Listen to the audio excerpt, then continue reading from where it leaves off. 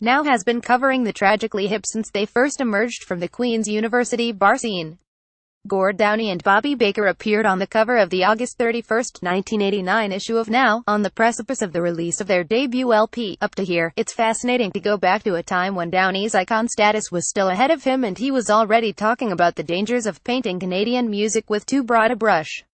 The excerpt below from James Mark's feature gives a sense of the thoughtful but populist persona Downie would perfect over the next 18 years. Even if the Tragically hip smooth rise through the rock and roll ranks ended tomorrow, they could still count themselves among the privileged handful of independent bands that the mainstream music industry, for a time, has smiled upon. No serious rock band comes out of the blue, and overnight sensation is nothing more than an expression. But a band that can show obvious musical growth over the short sprint is often a band that's got legs, and that is an expression the major labels listen to. Now, with an almost sublimely confident new LP on MCA Records, the hip are hoping their musical strengths will subdue the success story and buy them a shot at the long haul. Singer and songwriter Gordon Downie winces at the notion of having lucked out. It annoys him that the 5 years the Kingston-based band has spent hustling in the bars and on the road could be construed as overnight success. To be fair, his indignation is justifiable. A deal, even with a powerful record company, is not a ticket to the big time.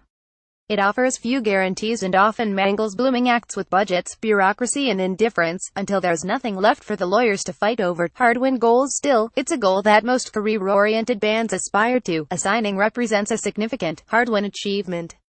Serendipity plays a part in every successful career move, especially in a business that's notorious for overlooking talent in favor of an easily marketable commodity, but the hip's self-starting style and determination ultimately carried the day. They have seen their indie vinyl debut EP of 2 years ago re-released on CD no less by MCA, who acquired the 7-song album from BMG, formerly RCA, along with the band. At that time, through Independent Rock Records, the hip had a distribution deal with BMG. The new LP, Up to Here, now in the racks in Canada, is scheduled for worldwide release, with the US already primed for a big push. It's too early to tell if any kind of high-profile hit will emerge from Up to Here, but MCA seems to have faith in the hip sound. Downie sighs at comparisons with other guitar bands, and admits to little more than trace elements of regional influences. Even so, the band has retained the distinctly American flavor that characterized their debut EP and that, ironically, has been toned down somewhat on Up to Here. The project saw the hip recording with Don Smith at Ardent Studios in Memphis.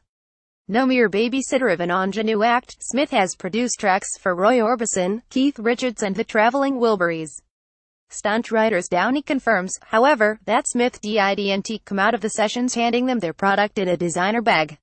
He lent them a sophistication they understandably lacked on their first record. Without robbing them of their edginess, he basically built them a better garage.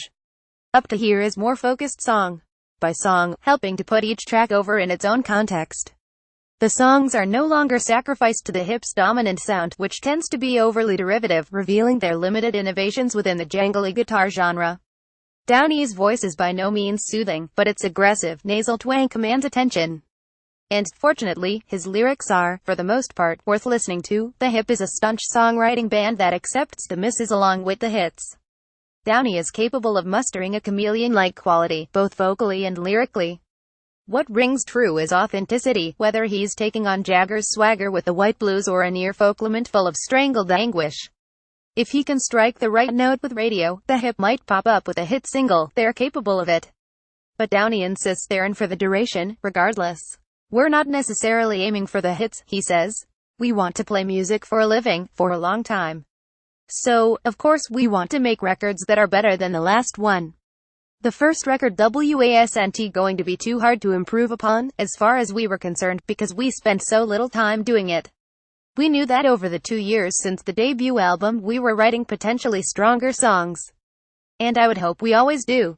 If you're writing lyrics, you're always trying to find your style, you strive for that as you listen to different things that influence you. But I think that somewhere in the back of your mind you hope that you never do find that style, because once you've got a definable style, everyone comes to a consensus on it, and you're fucked. I hope we can keep moving and stay ahead of that. Although Downie is reluctant to pursue the point, it could be argued that the evolution of the hip's personal style has been distinctly shaped by their environment. A quintet of longtime friends who virtually grew up together in Kingston and still live there, they exhibit the casual camaraderie that goes with so much shared experience, both in and out of the band, and the intellectually stimulating but generally laid-back atmosphere of any university town encourages the pursuit of the protracted project, particularly among loyal friends. Hard road work. So the Tragically Hip, in spite of the zeal and enthusiasm they invested in the band, weren't striving for a record deal. To their enduring credit, they worked themselves hard on the road, in Toronto and across the country, earning a reputation as a very spunky live act. But back in Kingston, the lure of hot meals, warm beds and the support of the hometown fans kept them satisfied with choosing their own pace, balancing tortured checkbooks and carefully polishing their material. Had the band come up out of Athens, Austin, Minneapolis or Madison, the Hip's future might be different, but the sound would be essentially the same. University towns are full of ambitious artists with big ideas and small budgets who all but invented the strip head-on sound that rode the wave of college radio all the way to the mainstream. It was a trend that occurred naturally, simple, smart songs that like-minded listeners could relate to, with poetic moments concealed behind a curtain of cheap guitars. Times by every indication, the Hip slipped into this populist groove easily. They, as much as anybody, owned the rights to it. And having made peace with his small city upbringing, something Downey refers to as getting over the hump, he relishes the inspiration it brings him now. For all his resistance to isolating the things that might have set the Hip apart, Downey remains intrigued by the prevailing tendency to lump every rock band this side of the border into the Canadian catchphrase. In the States, he offers, people seem to be able to whittle the music down to a particular region, something they can't seem to do here. Maybe it's because all bands from Canada are seen as being the same across the board. If you use two guitars, you're the same as any other Canadian band that uses two guitars. But I would say that our outlook would be different, growing up here, than say Vancouver-based 54.40s, who grew up on the West Coast with a different lifestyle. It has to have an effect. Sound stereotype. I was watching Much Music and Daniel Lanois was on, and I don't know how much he knows about music, but he's got to have a pretty good grasp of sounds. He was talking about Rick Danko's singing and how it was a style that was only found in the Lake Simcoe area, the Lake Simcoe falsetto, or something. And he did an imitation and it was true, which leads me to believe that Canada has any number of indigenous musical characteristics, but nobody listens closely enough to spot them. This speculation may be pretty academic now, but Downey will undoubtedly have to confront these sorts of curiosities for the Americans come October when the Hip begins a lengthy stateside road trip. Naturally, enduring dopey questions on the mystery that is Canada isn't a priority concern at this point. In fact, he doesn't seem to be nervous about the impending tour at all. He only admits hopes that the album will go over well. That's part of the Hip strategy, though. Be cool, and things just happen cool. Downey is almost nonplussed by the idea that things won't eventually go his way. And even if they don't, he's sure he could turn things around. It's like a game of golf, he reasons. You always aim for the hole, and sometimes you hit it in one shot. If you miss, you take another shot, but the goal remains the same. And should his philosophical attitude fail him, Downey always has his unshakable confidence in the hipsters. I've always thought we were a good band. Even when we were playing at Alfie's pub in the basement of Queen's University, falling down and getting back up, hearing the applause, I still thought we were a good band. Times Music at nowdelronto.com at nowdelronto.